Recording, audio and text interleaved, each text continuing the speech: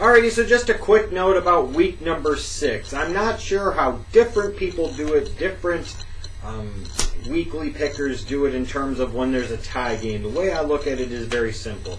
I'm not picking against the spread, so therefore if I picked, let's say, if a Cincinnati was supposed to be -3 and a Carolina was supposed to be +3 or +2, and Carolina technically covered because the game was tied, that's different.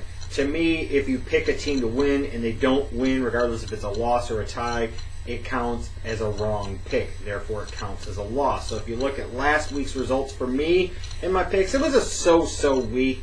Factoring that in, counting that Cincinnati-Carolina game as a loss, ended up going 9-6 for the week.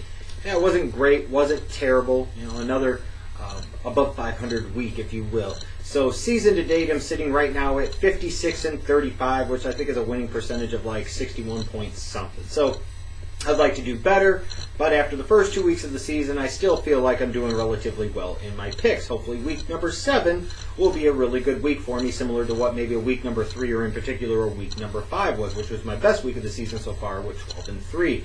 So let's go into the picks. You can leave your selections. Go against the Schleg Daddy. All of my picks are down in the description box below.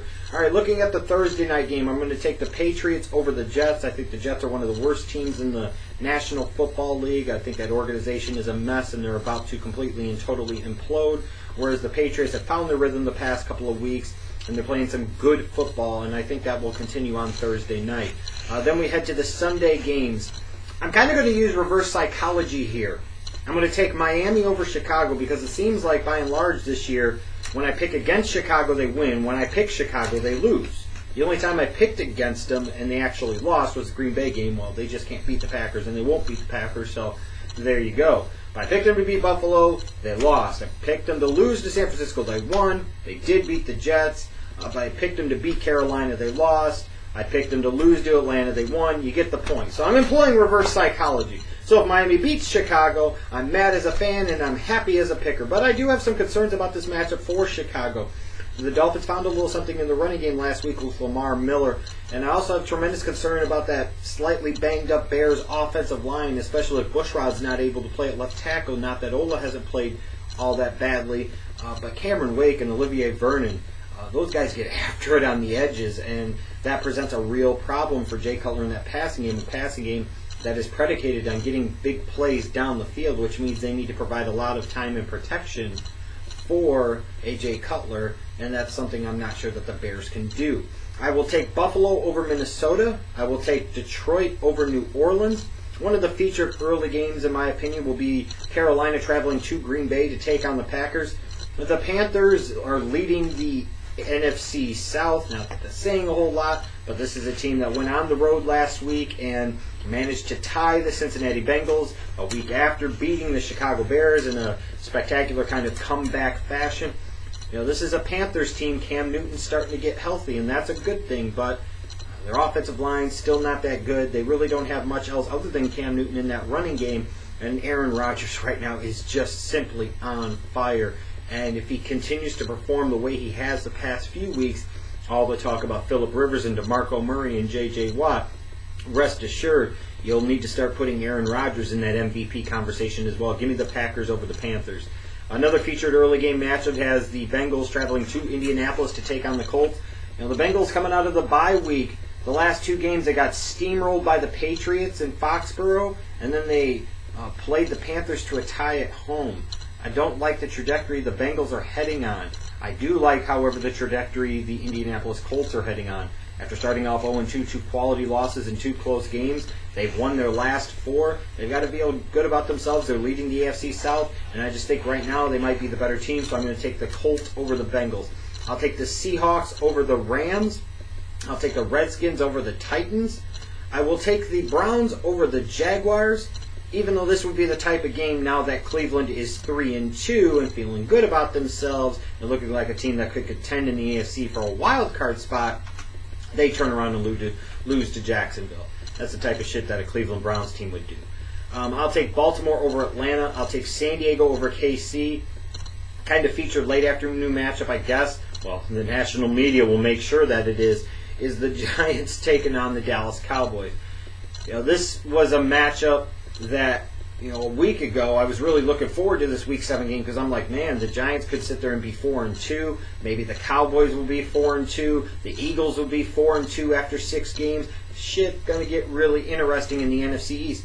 It still is really interesting in the NFC East, but I look at this game now. The Cowboys have won 5 in a row. They've got a ton of momentum. They played a great, outstanding game, one of the best games I've seen them play in many years, by beating Seattle in Seattle this past Sunday. And the Giants got steamrolled and shut out on Sunday night in Philadelphia.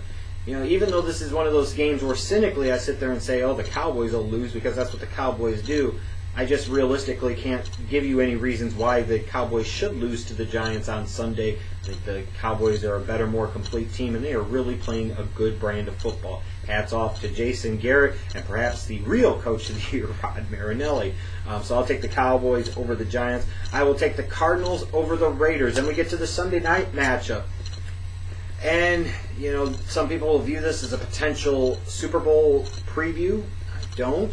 But this is a big game. This is a marquee game. And this promises to be an interesting game come Sunday night. A real contrast of styles. As many people quit after Super Bowl 48, that, the Seahawks steamrolled the Denver Broncos. The 49ers might have done the same damn thing. We're going to find out on Sunday. I look at this game and I see a 49ers team that I still don't think has hit its full stride and is starting to get beset by injuries a little bit. However, with that said, they're really playing some good defense. And Kaepernick in the second half played really, really well against St. Louis on Monday night. This is an offense that loves to be physical, that loves to pound the rock. They are great at stopping the run. I think they're the second-ranked defense all around in the National Football League. That's the type of team that presents some problems for Peyton Manning.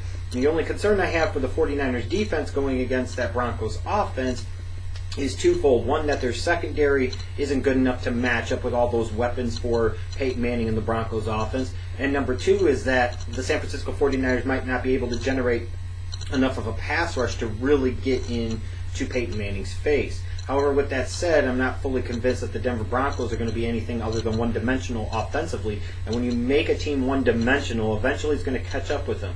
I really like the 49ers in this matchup, believe it or not. I think they've got a lot of things going in their favor, and I expect them to win on Sunday night and beat the Denver Broncos. And then in the Monday night matchup that I don't give a shit about, most people probably don't give a shit about, the Houston Texans will find a way to win and be one of the weakest 4-3 teams I've ever seen, and the Pittsburgh Steelers will start to really begin their descent towards being a top 10 drafting team in the 2015 NFL Draft. So 9-6 last week, 56-35 on the year. I got all that information, all my picks for week number 7 in the description box down below.